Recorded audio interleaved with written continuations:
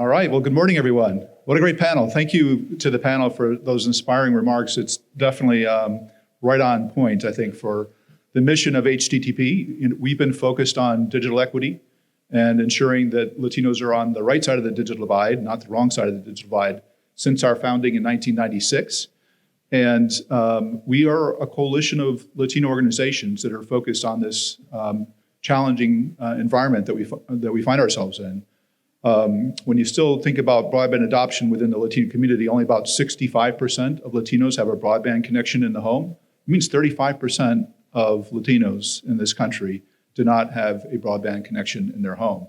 That's incredible when you think about the fact that we've got 50 million Latinos living here. So that's a huge number of Americans that are not connected. And we need to make sure that we address that challenge. At Hispanic Federation, I work with a coalition of over 700 community-based organizations around the country. And these are the trusted voices of the Latino community. They are those local Latino organizations that provide housing services and educational services and health services to the community. And they do a lot of job training and workforce placement as well. And so when we looked at the digital equity challenge, we thought we could work with our member agencies to help them provide digital skills training to Latino communities.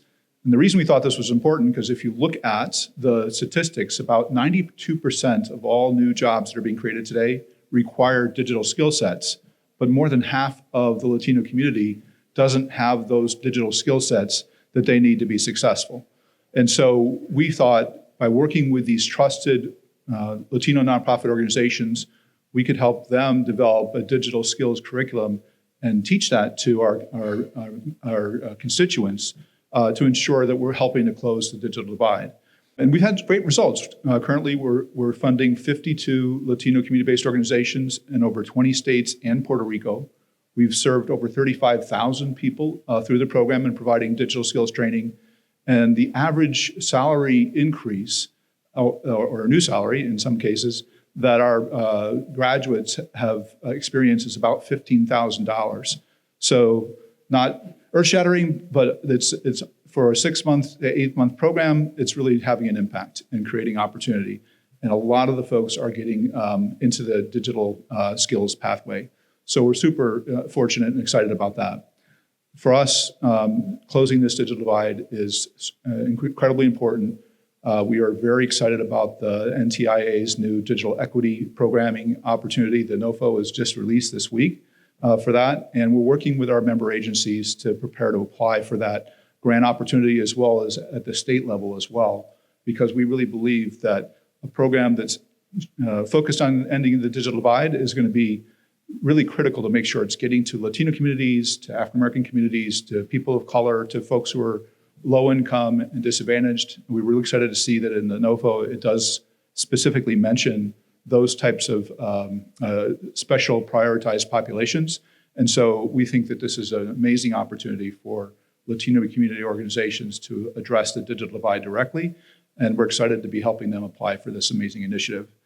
Now, it's my great pleasure to introduce our leader at HTTP, Judan Heath, who is an amazing advocate.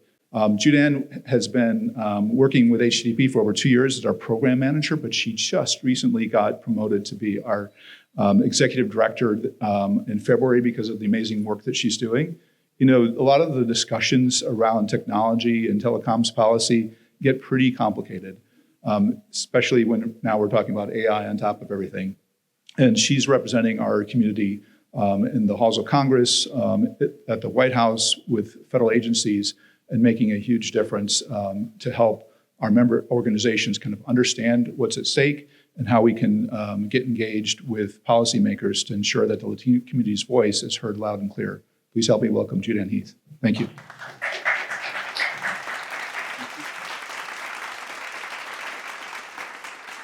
Thank you so much, Brent, for that lovely introduction and all the great work you're doing at Hispanic Federation with all your affiliates. It's just so important.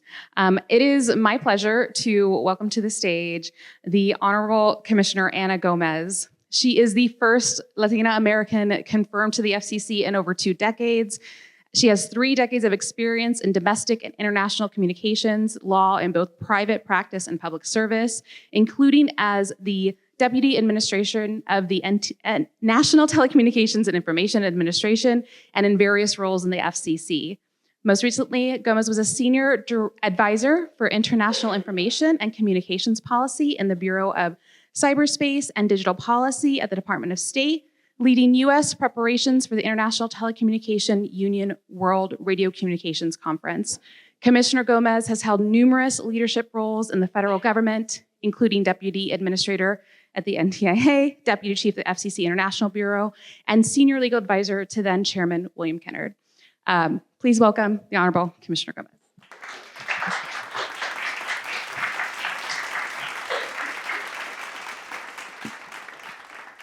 Thank you. Thank you so much for being here today. And I also want to thank the previous panel. You know, they just really teed us up so nicely. You know, HTTP has been dedicated to working with the FCC and marginalized communities for the last few years. You know, we've had our ACP Para Mí resource page that was in bilingual in Spanish and English. We sit on the FCC Communications, Equity, and Diversity Council. Brent sits on the Consumer Advisory Council. So we're so lucky to have Commissioner Gomez here today. First off, kind of going off what Elisa said, how has your first year been, you know, given your background, given the, you know, the honorific, the first Latina nominated in 20 years, how has it been? Yes, thank you very much for having me. It's great to be here. It's been a whirlwind. It's been, let's see, I think I'm entering my 10th month, which I can't believe how quickly it has gone by. And part of it is that there was a lot of pent-up demand. And so I really had to hit the ground running. And we immediately started taking actions, very important actions to benefit consumers. And it just hasn't slowed down since. So it's been a really amazing run so far. I really enjoyed, in particular, when I'm able to go to communities and meet with communities. Mm-hmm. I forget who it was talking. It was Alyssa was saying, you need to talk to what individual experiences are with connectivity to broadband. Every time I can go and I can meet with individual consumers who are affected by the commission policies, I've been to 2 different incarcerated persons events in Colorado and in Arizona. I've been to meet with tribes. I've been to meet with school children and their parents in Los Angeles. I could just go on and on and on. And every time I come back with really impactful stories about what we're doing. And that to me is, I think, the best thing that we do is when we really can reach the individual consumers. And it's so important to have someone who looks like them be there, be in those communities, listen to their concerns, and why we're so grateful that you are in the position that you are. And, you know, speaking of, you know, the last panel, and one of those many concerns is the unfortunate expiration of the ACP. You know, what have you heard? What is the FCC seeing on the impact of that, such a vital program ending? Yeah. Well, and to your point about being seen and people being able to see themselves in you, it's always very heartwarming how many young, especially Latino women, want to hug me. We do. Or take a selfie because they see themselves in you. And I think that's really a wonderful thing.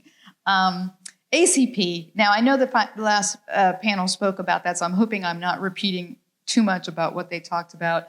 It really is something that I continue to fight, and I continue to have hope that we'll get it refunded. It's one of my biggest priorities because, as I'm sure was commented on, 23 million households plus subscribe to the service, and that's not even how many were eligible to have the Affordable Connectivity Program support.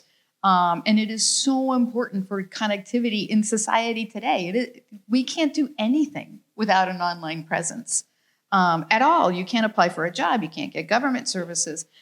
Seniors who are able to access healthcare through telemedicine, it's not always easy when you don't have the mobility or the resources to be able to go to a doctor. Telemedicine has been life-changing, and it's saved money for Medicare by having it. Students, of course, must have connectivity in order to study, to do homework. Say you catch COVID, you can continue to participate virtually. There's just a lot of reasons why students need to be connected in today's world. A lot of the school curriculums now rely on computer resources, on online resources for their education. So anytime you have someone who doesn't have that connectivity, they really are falling behind. One of the most heartbreaking stories I heard was actually 2 weeks ago. I spoke at a women's luncheon, and this person was an executive from Alaska, and she told a story about how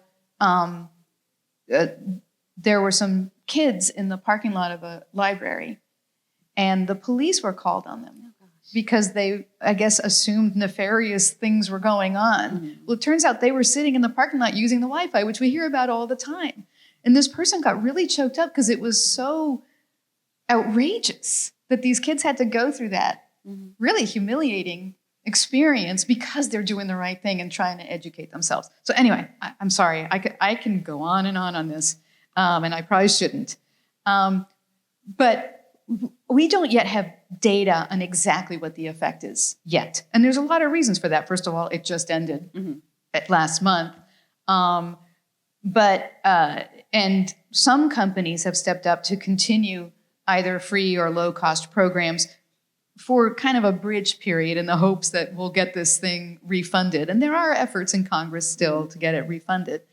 But we are hearing reports of what carriers are now telling, or the providers are now telling the public. And Verizon, for example, said they have lost 410,000 subscribers since the end of ACP. Wow. Comcast said it lost 120,000 subscribers in the second quarter compared to 19,000 the year before. Mm-hmm. So is it exactly correlated? I don't know. But I think we'll continue to see this, especially as the year goes by and as these programs start to expire, that the carriers are or the service providers are voluntarily themselves putting forward. So very worrisome. But I keep up the drumbeat. Yes, and we did hear some solutions from the panel before, and I'm curious, from your perspective and your experience, what possible solutions? There's restructuring USF. There, like you said, there's some private partnerships that have step up. Providers that have stepped up to kind of fill the gap. What are some solutions that are being talked about? What are realistic solutions, and what do you think about them? Yeah, so there are considerations of using Spectrum Auction Authority, for example, to fund at least a short-term extension, I would call it, of the ACP. But there's also the bicameral, bipartisan Universal Service Working Group that has a proposal on the table to reform the Universal Service Fund to also include the ACP in the fund itself.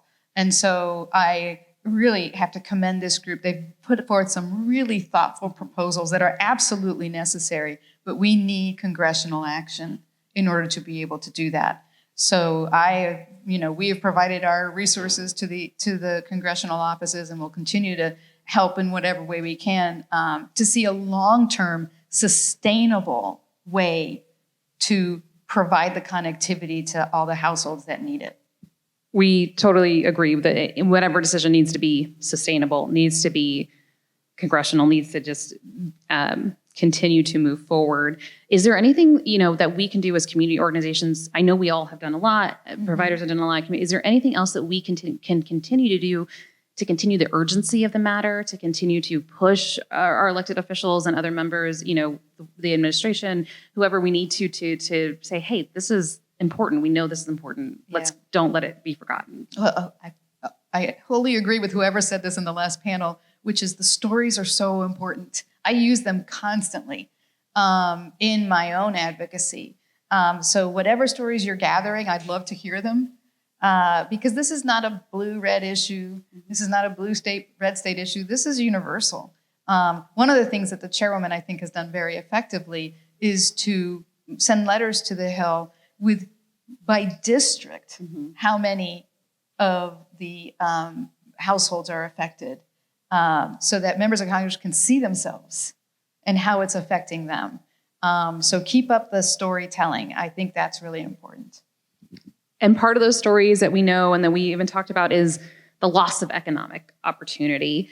Can you touch upon too and speak to just how important a diverse workforce is, not only, having the connectivity to be part of the diverse workforce, but even, literacy skills, consumer needs, and how a diverse workforce kind of moves us all forward? Yeah, absolutely.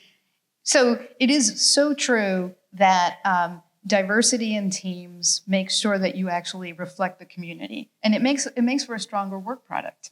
The fact that each of us has different backgrounds as commissioners means that we're bringing our own lived experiences, and we can provide that in the decision making. That's true in any company. And we see this a lot when we talk about artificial intelligence and how bias that's built into artificial intelligence affects disproportionately certain communities. Well, when you have an engineer or you have a software designer that actually comes from a population that may be suffering from this type of bias, that is why it's important to have diversity in teams. So important that we promote Latinos in particular, since this is what we're talking about, in the tech field, so that we have this kind of community representation. You're exactly right. I just keep nodding. I'm like, yes, she gets it. You mentioned AI. I know there was an announcement this morning from Chairwoman about a new AI initiative when it comes to deepfakes and the election upcoming. Anything we'd like to just let everyone know, like what the FCC is working on when it comes to the AI and the new initiative that was announced today? Yeah, we've been doing a lot of thinking about artificial intelligence and how to address it and how it impacts both commission policies and processes. Because there's a lot of good to artificial intelligence, and we want to make sure that we use that. For example, how can we utilize artificial intelligence in combating robocalls, illegal robocalls and robotexts, scams? The initiative that you're talking about is notice of proposed rulemaking that the chairwoman has proposed to provide transparency to watchers, to viewers, and to listeners of political and issue advertisements that utilize artificial intelligence in altering images or sounds. It's a proposal, and the whole goal of it is to make sure that the listeners and the viewers are aware when they are looking at this kind of content. So it would just require a disclosure. And to me, it makes nothing but sense. It's a common sense proposal where you just know that you're looking at something that's been generated using artificial intelligence or listening to something. Transparency when it comes to artificial intelligence has been, super important to HTB and our member organizations at along every step of the way. And especially for consumers, can you also talk about, when we're consuming, whether it be artificial intelligence or media or any other type of, marketing that comes to us as a community, how important to language is? And I know and what the FCC is also doing and to increase that kind of diversity for consumers and making sure they have adequate access to all different types of information from the FCC or other consumer advocacy efforts. Yeah, that's one of the, again, as was mentioned earlier, it's good to have representation because we start thinking about these kinds of things, right? And so multilingualism is something that we think about in a lot of different contexts at the Commission. Most recently, of course, the proposal to have multilingual wireless emergency alerts. Because when you're in an emergency, you want to make sure that everyone gets information in the language that they understand and in a way that they will be able to understand and act immediately. So yeah, we think about this in a lot of contexts, and it's usually something that we immediately think about. Okay, in the Latinx community, how are they going to get this information and how are they going to process it? But I like to tell, since I always like to raise this, if you are If you are Spanish a speaker, make sure your phone is set up to receive the alerts in Spanish, because otherwise you won't get them in Spanish. So that's something that we like to tell everybody so that they will hopefully spread it. That is an important notice, and things like that maybe don't always trickle down to our community. Like, we don't know those little things. Hey, do you have this turned on? Do you know about this setting? Do you know about this? And so that is super important. I want to go back to, you mentioned, we talked about possible avenues for ACP, and one of them was Spectrum Authority. Why should our community know about Spectrum? Why should we be engaged kind of in this spectrum? Sometimes people hear about it and they're like, I have no idea, wavelengths and this and 5G and 3G, what are we talking about? Why is this important for our community to know, and why is it important too for the FCC to have that authority? Oh, thank you. Thank you for raising that. Spectrum is so important. First of all, we are connected to everything using Spectrum nowadays. It's very rare that we're connected by wires. Although I will be remiss not to note that we do need fiber in order to have the backhaul, but that's different. But the thing about Spectrum, it is this incredible basis for innovation. If you think about the amazing products that have come out in the last couple of decades because of Spectrum, because of the policies that the FCC adopted, enabling, for example, Wi-Fi, Bluetooth, just all sorts of products that today are things that we rely on without even thinking about it. And they have been huge drivers of the economy. So caring about who gets Spectrum, for what uses, making sure that there are not issues with interference, because we can't have chaos in the Spectrum world, matters. And it matters to all communities, including the Latinx community. Yes. I encourage everyone to kind of look up the Spectrum chart too. If you've never seen it, it is beautiful. I think it's beautiful. It's different colors, it's different levels. It's kind of just super interesting. And I think, like you said, we need to know about these things because it affects every single one of us. Is there something that you wish other government agencies or Congress could tell or do to let consumers know how vital this is? Like, what can other agencies be doing better? What can Congress be doing better to help our communities know about Spectrum and be more informed? Yeah, well, you're right that it's a little inside baseball when it comes to talking about Spectrum, until you start talking to people about what they do on a daily basis. Do they open their car door with a fob? That requires Spectrum. Do they use Wi-Fi? Do they use their telephones? Spectrum is such an important part of every day. So I don't know how to become a cheerleader for Spectrum, but it is really important. And then internationally, Spectrum is so important for U.S. competitiveness. And it is again, the underlying resource that innovators utilize to shine globally. So it's so very important. And again, going back to the importance of having Latinos in tech, it's fundamental. But let's get people excited. Go become an engineer. Go become a telecom policy person. We're really great nerds, and we have a lot of fun. But it is very important. I love that. Kind of, talking about what our community needs, whether that, to be continued on in tech or, whether that's the ACP and internet access. Can you kind of talk about what the FCC, some initiatives that the FCC is doing specifically that impact our community that, HTTP and others here can know about and uplift? Mm-hmm. Yeah, we've been doing a lot that impact consumers writ large, but also the Latinx community. And so starting with robocalls, we've been really focused on doing what we can to stop illegal robocalls and robotexts that lead to scams and fraud.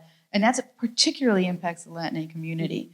So one of the things that we did, going back to artificial intelligence, was we issued a declaratory ruling that said if you use artificial intelligence to alter a voice, it is illegal for you to send that out. The chairwoman has circulated a proposal now that would also require robocalls that utilize artificial intelligence to notify consumers that they're doing so. Sorry, I'm getting a call. Okay. I love Spectrum. Use the spectrum right there, yeah. So constantly trying to find new ways to get at. We just issued a notice of proposed liability against the gentleman who utilized artificial intelligence to spoof robocalls in New Hampshire, cloning President Biden's voice, telling New Hampshire voters not to vote. And that's just pure fraud. And we had already declared that that was illegal under the Telephone Consumer Protection Act. And now we are taking enforcement action against this person. But it really is, it's a constant need to figure out a way to stop, because these fraudsters are really very clever and always shifting. You know, every time we think we've done something to tamp it down, it pops up somewhere else.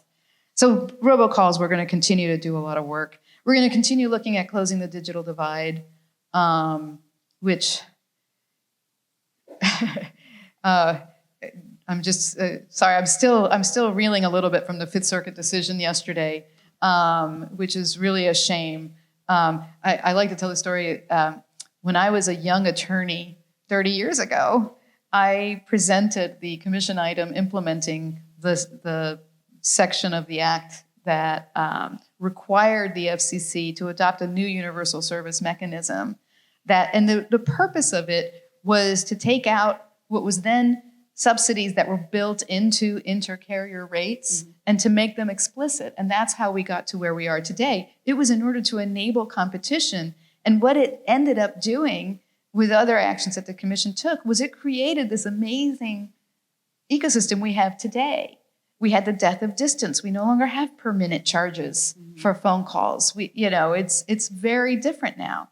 But the Universal Service Fund is so important to make sure that everyone across the country is connected, no matter where they live, no matter how much it costs to serve them, no matter how low income they are, if they're seniors. It is universal connectivity, and this Fifth Circuit decision really puts that at risk. So we're still trying to figure out what exactly this means, but it's very disappointing. But back to what I was saying. We're going to continue looking at actions that we can take, like we did proposing, or actually we just adopted, I think, the Wi-Fi hotspots for schools and libraries to be able to provide to students, which I think is very important now that we no longer have the ACP, to make sure that students and patrons can continue to access the internet. On the international front, we'll continue our conversations. Spectrum, like I said, is a very international issue. We have borders. We have to be able to operate in a ordered way, or we'll have a lot of interference. And so it's very important that we continue working with our international colleagues on that. Very exciting. We're looking at lunar communications. That's one of the items that we did in the World Radio Communication Conference last year. And I'm really excited because we're looking at commercialization of space. We need to figure out what our framework for authorizing spectrum on the moon is going to be. So I think it's a very interesting thing. 988. I don't know how many people here are familiar with 988. Okay.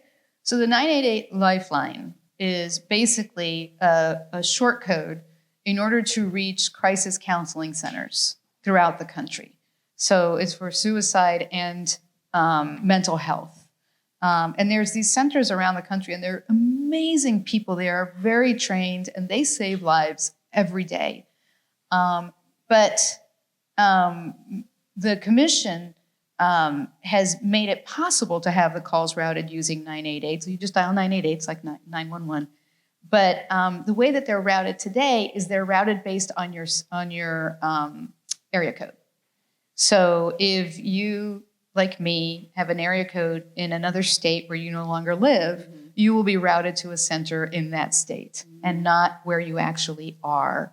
So the commission has asked industry and other stakeholders to come up with technical ways in order to be able to geo-route the calls so that they actually come to the area where the person is.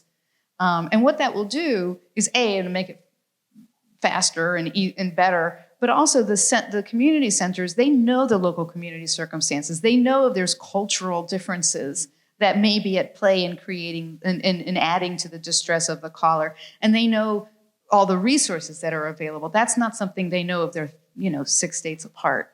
So that's a very important thing for saving lives. We implemented the Safe Connections Act, which is very important. This is another thing that I hope community organizations will help us spread the word on. Congress passed the Safe Connections Act, which requires us to require that when a domestic abuse survivor asks a service provider to separate their line from their abuser, the provider has to do that. Mm-hmm. And they have to not provide the call detail information to the abuser. And that, again, will help save lives because it's very complicated when you try to separate yourself from an abuser. So we implemented those rules. But next now we are looking at vehicles because connected vehicles are a way that abusers can continue to track the victim. So that's next. I talked about the space economy. It's a big thing that we're continuing to do because we've seen this just explosion of space-based services that are very exciting, including looking at utilizing satellites direct to cell phones in order to provide connectivity where you don't have terrestrial connectivity. So that's very exciting. So lots and lots and lots and lots of issues that we're looking at. I feel like, you forget how much that you guys really touch and do. We think about communications on one level and then you're like, well, also the moon. Like we're also talking about the moon. I love the moon. I'm such a nerd. That to me, it gets me so excited. My kids are in a big astronaut base. So I too love the moon and Jupiter's moons and all their moons. How can we get our community excited about those things too? I mean, we talked about workforce. We talked about, how important the connectivity is. What else can we do to be excited about, lunar space talk and spectrum and other things for our community? And we want to be able to support the FCC in these initiatives. Thank you. Yeah, keep talking about them. We really appreciate what you guys do in educating the community.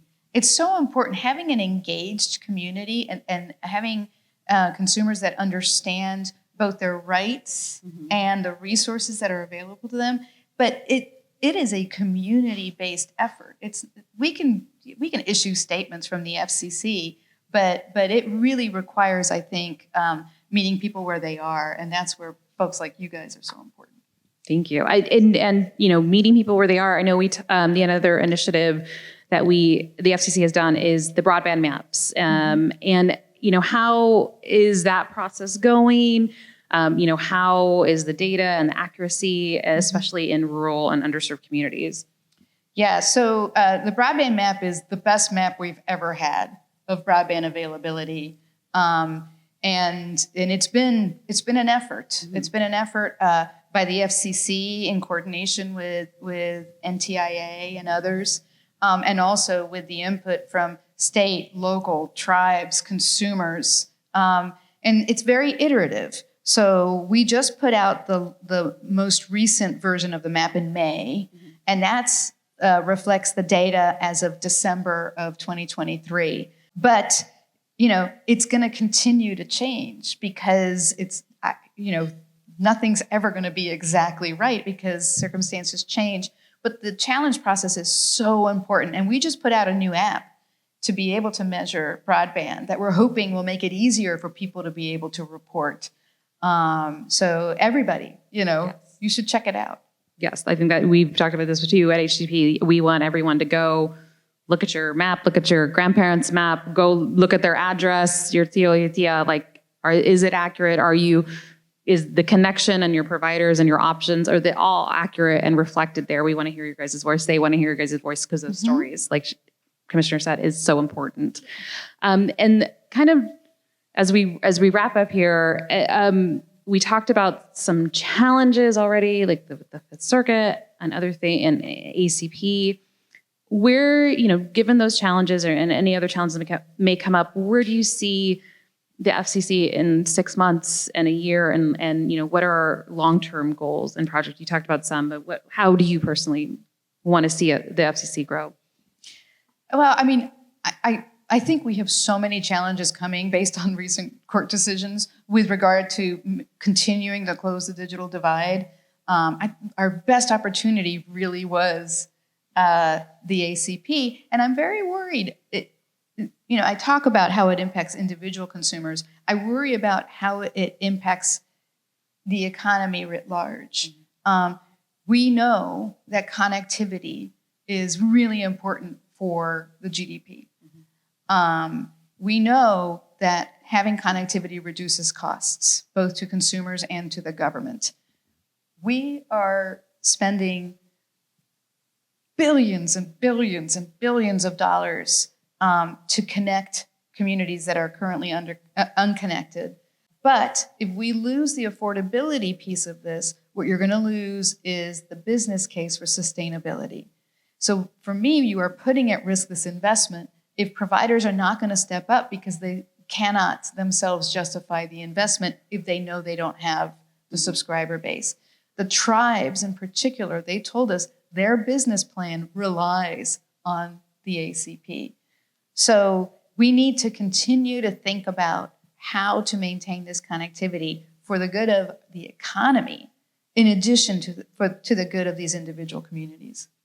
That is so important. And, we kind of start the day off with digital equity in this conversation here because we know how important without that, we can't talk about workforce. Without that, we can't talk about AI, what conversations we continue to have. Without that, the state planning, infrastructure plans, the tribal plans, they all get kind of lost. So thank you so much for being an advocate for ACP. Thank you for continuing the drumbeat. Is there anything else you would like to leave our audience with today? We are a collective group of industry, government agencies, students. Anything else you'd like to leave us with? I love talking about my brother. Sorry if you've heard this story before, but I love telling this story. And we talked about tech and having Latinos in tech. Well, my brother is a total genius when it comes to computers. We grew up in South America. We grew up in Colombia. And my brother was always a first adopter. And at his high school in New Jersey, in Bogota, we eventually moved to New Jersey, grade school in Bogota, not high school. He was programming his calculator using those magnetic strips. Yeah, he really was a pioneer. I don't know, but he was first adopter. And we moved to the United States, and he went to high school in New Jersey, and he got himself a modem from Radio Shack, a TRS Tandy something or other, and he connected it to our television because we didn't have a monitor. That wasn't a thing, right? And through the phone lines, he would connect to these. They were like bulletin boards. I don't know what they were called, but they were, I forget the names of them. But that was the beginning, really, of what you see today in the internet, only it wasn't quite as sophisticated. It drove me completely nuts because it would make the line unavailable. And my parents would not come pick me up in high school unless I called and said I was ready, and I couldn't call because my brother was on the damn. So anyway, sorry. It still pisses me off. But anyway, my point that I like to make is, and my brother now is a part owner of a computer software company. Had we not had that connection, and it was just a phone connection, right? This was back when you heard that awful sound when you connected. It was not what we have today. Had we not had that connection, my brother, who knows what he'd do? I don't even know what he would be doing. He never actually went to college, but he educated himself all because he was interested and went and got, this equipment from Radio Shack.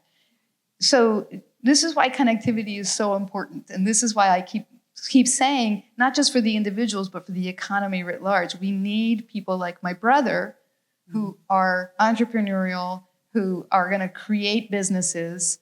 And that is so important for the community and for the country.